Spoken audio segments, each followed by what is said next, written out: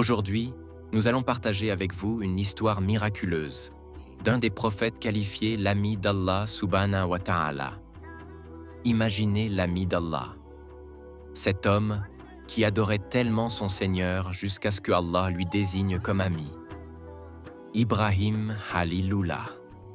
Imaginez d'avoir vécu longtemps, un âge très avancé de votre vie, avec un désir ardent d'avoir un enfant, et dont votre arme est de prier, des prières instantanées durant toute une vie, pour que Allah vous donne un enfant vertueux.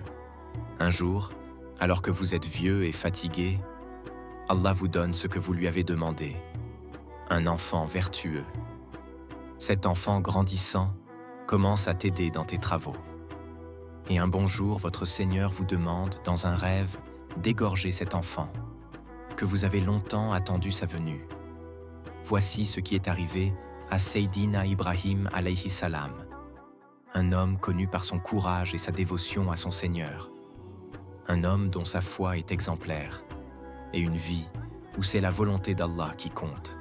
Son histoire nous montre avec clarté que lorsqu'Allah vous aime, il vous éprouve pour vous tester.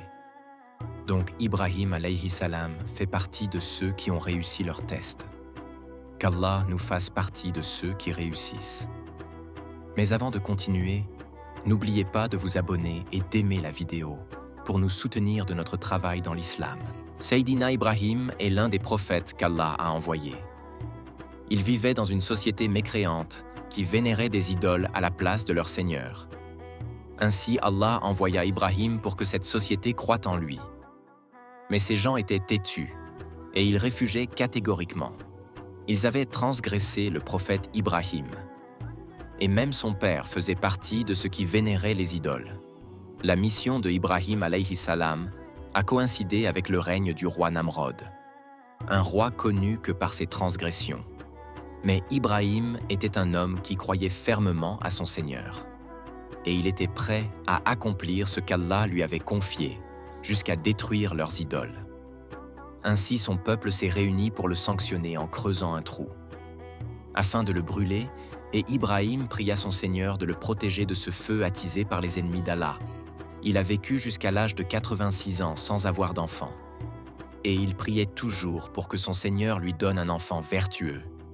Il disait toujours « Oh, Allah, je vous prie de me donner un enfant qui me succédera et qui fera partie des vertueux. » Il a prié longtemps sans qu'Allah accepte sa prière.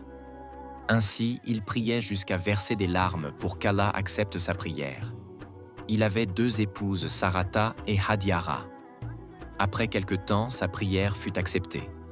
Son Seigneur lui donna un fils du nom d'Ismaël alayhi salam de son épouse Hadiara. Et Ibrahim était heureux du bienfait que son Seigneur lui fait, à savoir, lui donne un enfant à l'âge de 86 ans. Son fils Ismaël était un enfant vertueux et avait un bon comportement. Il aidait son père dans ses travaux. Et c'est en ce moment-là qu'Allah a mis Ibrahim dans l'épreuve le plus difficile de sa vie. Un jour, le prophète Ibrahim dormait, et il fait un rêve, à savoir qu'Allah lui demande d'égorger son unique fils. Et tellement son rêve était bizarre, mais il a fait comme si de rien n'était.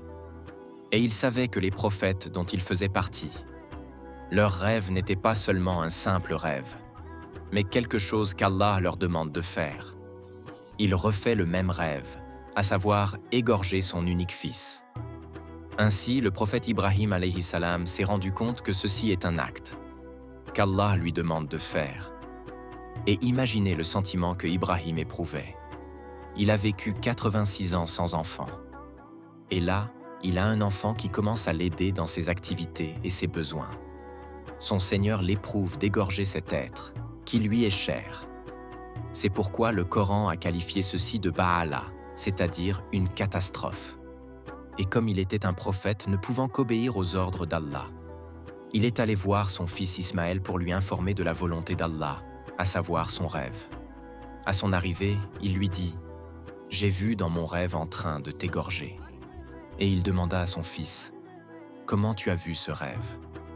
Et quelle est ta position dessus ?» Malgré la lourdeur de cette épreuve, Ibrahim sait que son Seigneur lui ordonne de le faire. Donc comment Ismaël doit se comporter face aux ordres de leur Seigneur? Et Ismaël répondit à son père en lui disant, « Fais ce que ton Seigneur t'ordonne de faire, car tout ce qu'il t'ordonne est un bienfait, et nous devons le suivre, car nous sommes ses serviteurs. Et de ma part, je peux endurer toute épreuve venant d'Allah. » Ainsi, Ismaël a suivi l'ordre de son Seigneur et de son père.